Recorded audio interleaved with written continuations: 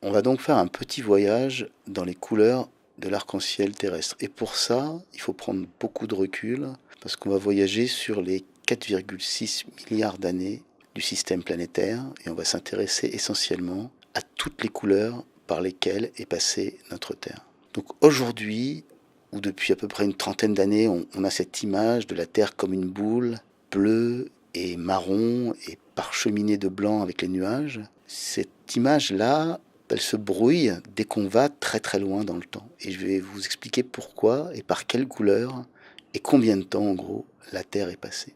Et donc si vous étiez un extraterrestre et que vous arriviez peu de temps après la mise en place du système planétaire et que vous vous intéressiez à faire un petit voyage sur Terre, qu'est-ce que vous verriez du haut de l'atmosphère? Eh bien vous verriez une planète essentiellement bleue. Une aquaplanète, c'est-à-dire qu'il n'y avait pas ou très peu d'atolls, donc très très peu de terre, et une terre essentiellement et très rapidement couverte par des océans. Donc la première couleur, la première robe de la Terre, c'est une robe essentiellement bleue, avec des océans qui sont chauds, pas tellement de banquise. Et ça dure, moyennant, c'est dur quand même, hein, plus d'1 milliard d'années, c'est-à-dire que elle va pas trop changer de couleur pendant le premier milliard et demi. Ce qui va vraiment faire changer de couleur la première fois la Terre, et sans doute pour une durée réellement très très courte, c'est le fait que les continents vont apparaître et que la tectonique des plaques va se mettre en route. Donc ce qu'on connaît aujourd'hui avec cette danse, hein, à l'échelle de dizaines de millions d'années, c'est pas une échelle humaine, mais cette danse des continents sur la planète, ça fait se déplacer des surfaces ocre-marron, un peu comme une danse en effet, sur la lithosphère, et ça donne un visage un peu différent à notre planète, mais ça ne lui donne pas une couleur différente. Eh bien, les premiers 1,5 milliards d'années, la Terre était toute bleue, et quand les continents se sont accrétés et mis en place, ce qu'on date d'à peu près 3 milliards d'années, ça a changé beaucoup de choses, et une des premières choses que ça a changé, c'est le fait que quand ces continents sont apparus, ils ont permis de vidanger une partie du CO2 atmosphérique. Pourquoi? Parce que ce qui permet de retirer du CO2, c'est-à-dire du dioxyde de carbone, de l'atmosphère et de l'emmener au fond des océans, c'est l'érosion des roches silicatées. Tant qu'il n'y avait pas de continent, pas d'érosion de roches silicatées, le taux auquel pouvait s'équilibrer le CO2 dans l'atmosphère était élevé. Mais quand les continents vont sortir de terre un peu et vont permettre à l'érosion de se produire, on va changer la chimie de la petite pellicule atmosphérique et le rapport CO2 sur méthane va devenir plus important. Et on connaît aujourd'hui un satellite où c'est le cas, c'est Titan. Et il se trouve que quand le méthane peut durer du coup plus longtemps dans l'atmosphère terrestre, il monte dans la colonne atmosphérique, il réagit avec le soleil, avec la lumière, et il se transforme en aérosol. Et c'est ces petits aérosols qui donnent cette couleur orangée à Titan. Et beaucoup de physiciens pensent que, au départ, lorsqu'un nouveau puits de CO2 s'est ouvert, lorsque le contenu atmosphérique de l'atmosphère a été changé, grâce à l'accrétion continentale, eh bien la Terre a été pendant un tout petit moment, hein, ça n'a pas duré très longtemps, de l'ordre du million d'années, peut-être même pas, elle a été orangée. Donc pour venir voir une Terre orangée, c'est vraiment un spectacle fulgurant qui dure très très peu de temps, si ça s'est fait à l'échelle de la vie de la planète. Et donc ce se serait situé vers 3 milliards d'années. Et puis ensuite, les choses vont se mettre en place un peu telles qu'on les connaît, la tectonique va se mettre en place, les continents vont dériver. Et si vous étiez un extraterrestre et que vous arriviez autour de entre 3 et 2 milliards d'années, vous verriez une planète dont le visage serait différent, mais dont les couleurs seraient pas tant différentes que ça d'aujourd'hui, de la Terre, sauf sur un point. C'est que pendant tout ce temps, entre disons 4,6 et 2,4 milliards d'années, la Terre, eh bien, elle est très peu blanche. La Terre, elle est chaude, pas beaucoup, pas du tout de traces de glaciation.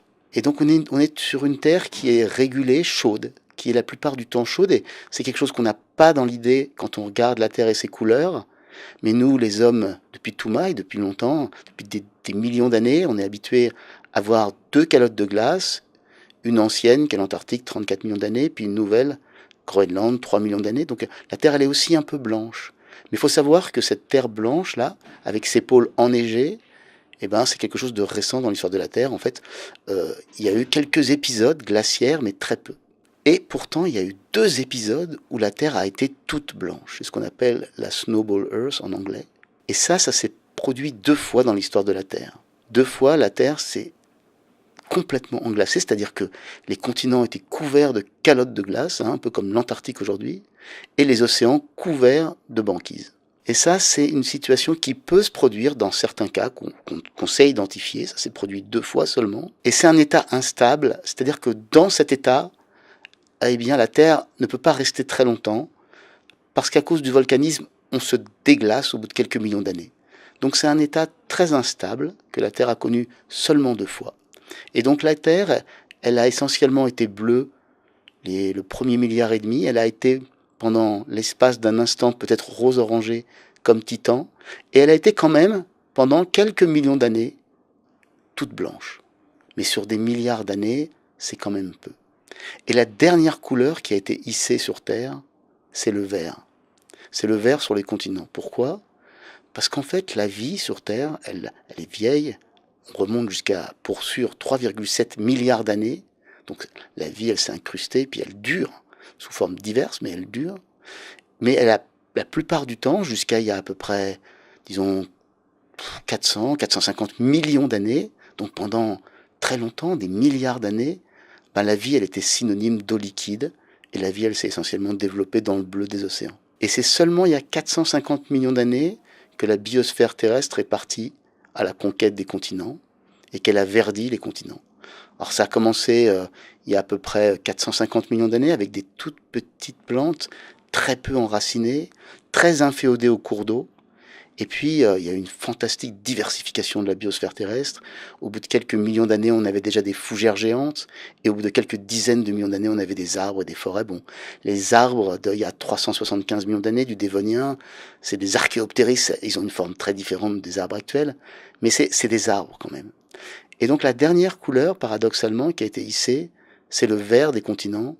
Et ça a pris place il y a à peu près 375 millions d'années. Et donc nous, les hommes, on vit sur une Terre qui est à la fois bleue par l'océan, qui est à la fois verte et brune par les continents, mais qui est aussi blanche. Parce que nous, les hommes, on vit dans un monde où le blanc a été hissé aussi, et ça, c'est relativement récent. Il faut savoir que c'est très rare qu'il y ait des calottes de glace. Il y en a eu il y a 300 millions d'années. Mais par exemple, les dinosaures qui ont vécu entre 250 et 65 millions d'années, eh ben, ils ont vécu dans un monde chaud. Le Crétacé, le Trias, le Jurassique, c'est des étages de la Terre qui sont chauds et humides, sans calotte de glace. Et donc voilà, il faut voir que nous, les hommes, on occupe une petite place dans l'histoire de la Terre, où on a la chance de voir ces couleurs, le bleu, le marron, le vert et le blanc. Et la Terre prendra encore d'autres couleurs dans les prochains milliards d'années, mais ça c'est une autre histoire.